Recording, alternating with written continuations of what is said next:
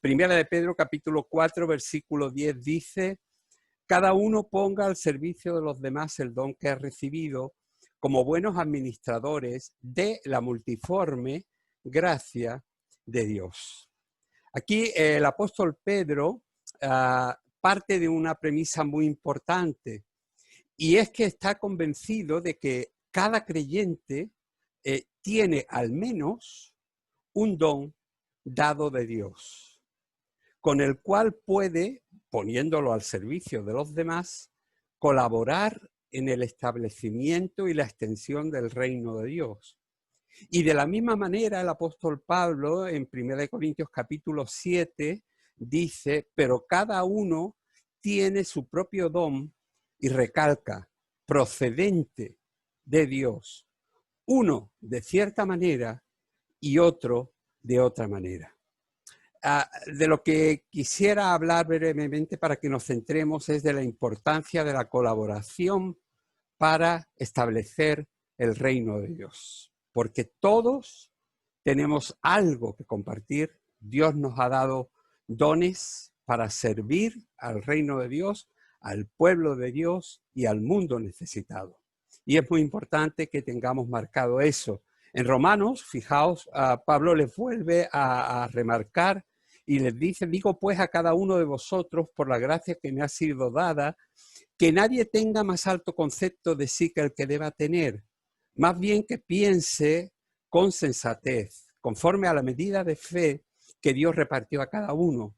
Porque de la manera que en un solo cuerpo tenemos muchos miembros, pero todos los miembros no tienen la misma función, y recalco, todos los miembros no tienen la misma función, así nosotros, siendo muchos, somos un solo cuerpo en Cristo, pero todos somos miembros los unos de los otros, de manera que tenemos dones, y recalco, que varían según la gracia que nos ha sido concedida.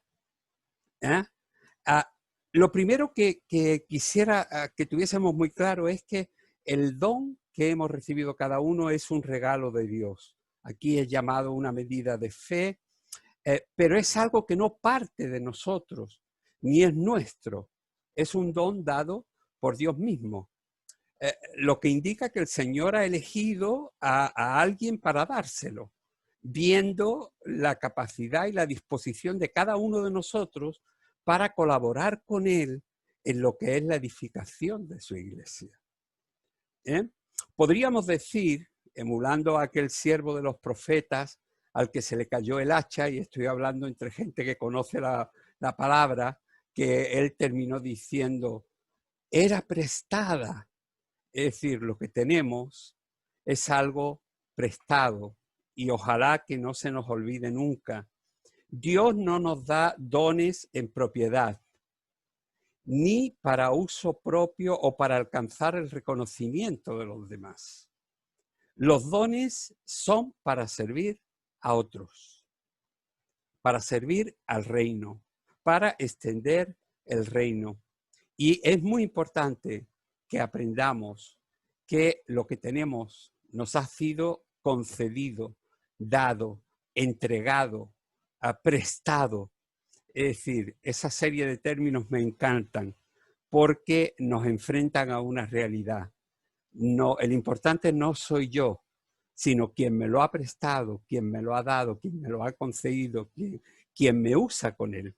Entonces eso es algo muy importante. Y además se recalca el hecho de que los dones tienen diferentes funciones. Porque cada uno ha recibido lo que Dios ha querido darle, no lo que nosotros hemos querido escoger. Es decir, yo no escojo mis dones.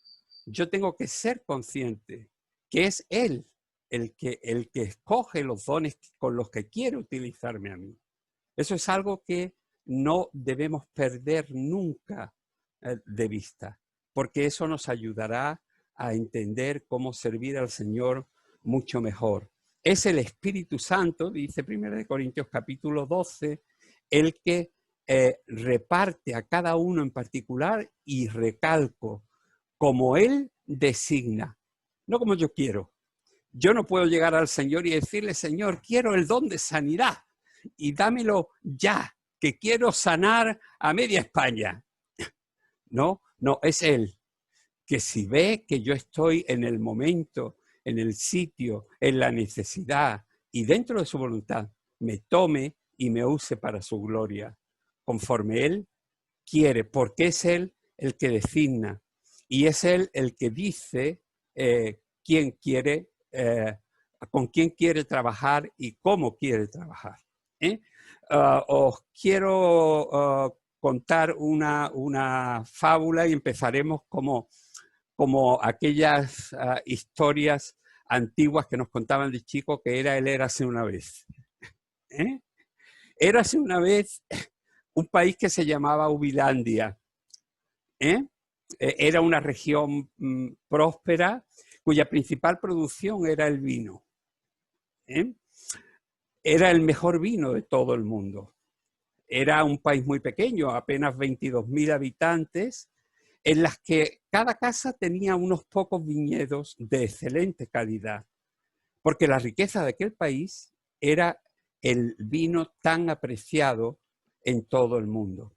El rey de Ubilandia, que era un rey justo, bueno y que se preocupaba por su pueblo, e intentaba continuamente rebajarle los impuestos y que sus súbditos estuviesen viviendo a gusto en su país. ¿Os suena de algo? ¿No es eso lo que hace nuestro Padre con nosotros?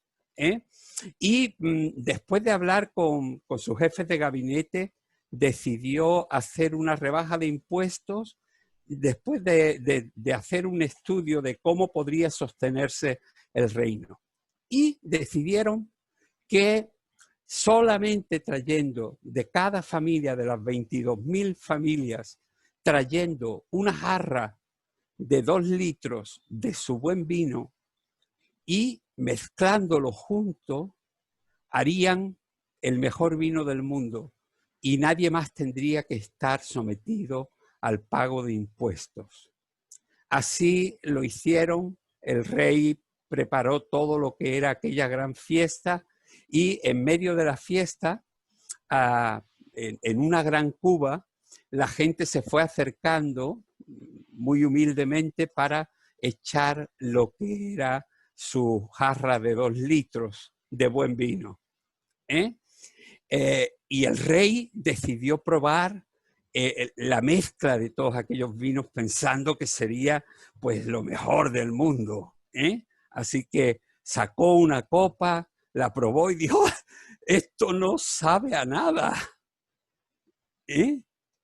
Llamó a los consejeros, a los magos del reino y les preguntó que qué podría haber pasado para que aquel esperado excelente vino no supiese a nada. Pero nadie les sabía dar una respuesta. Uno de los súbditos dijo, esto es alquimia. Otro dijo, es brujería de algún mago malvado. Y finalmente un anciano sabio del pueblo se acercó al rey y tras probar el vino de la cuba le dijo, Majestad, ni alquimia ni brujería. Sencillamente la condición humana y su capacidad de engaño. Todos los ciudadanos de Ubilandia pensaron que en tanta cantidad de vino no se notaría si ellos echaban agua dentro de la cuba. Por lo que en lugar de traer su compromiso de una jarra del buen vino, la llenaron de agua o la mezclaron con agua. Y al final lo que se obtuvo fue un caldivache que no sabía prácticamente a nada.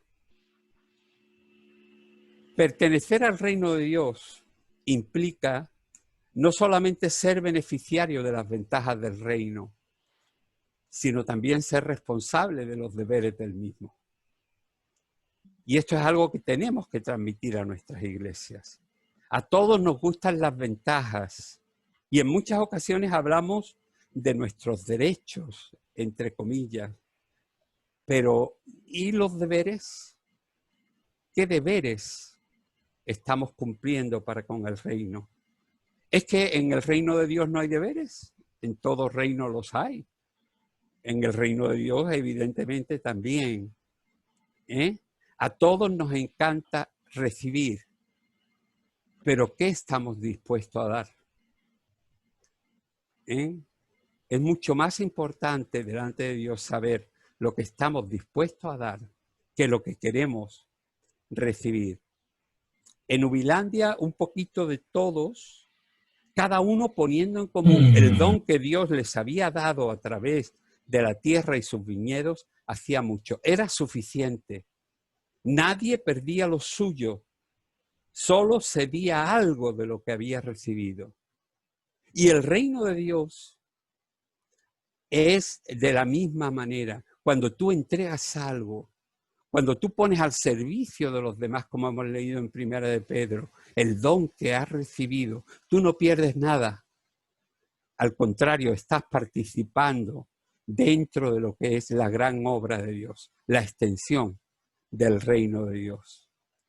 En lugar de vivir pensando en lo que yo quiero, como se nos recalca en Filipenses capítulo 2, deberíamos pensar, ¿qué necesita mi hermano? ¿Qué precisa mi congregación? ¿Qué puedo hacer yo por el reino de Dios? ¿Cuáles son mis intereses? A mí me encanta cuando se dice en Filipenses capítulo 2 que no mire por sus propios intereses, sino por los de los demás. Ese es el verdadero sentido de los dones. A mí no se me da un don para yo ser reconocido por él o para que la gente me ensalce o me alabe. A mí se me da un don para que pueda servir bien dentro del reino de Dios a otros que lo necesitan. Y así creo que es importante que lo transmitamos a nuestras congregaciones. Esto es un llamado a la colaboración. Es un deseo de aprender a compartir el don que cada uno en nuestro ministerio hemos recibido para establecer y hacer que el reino de Dios sea más grande y más fructífero. Que el Señor os bendiga.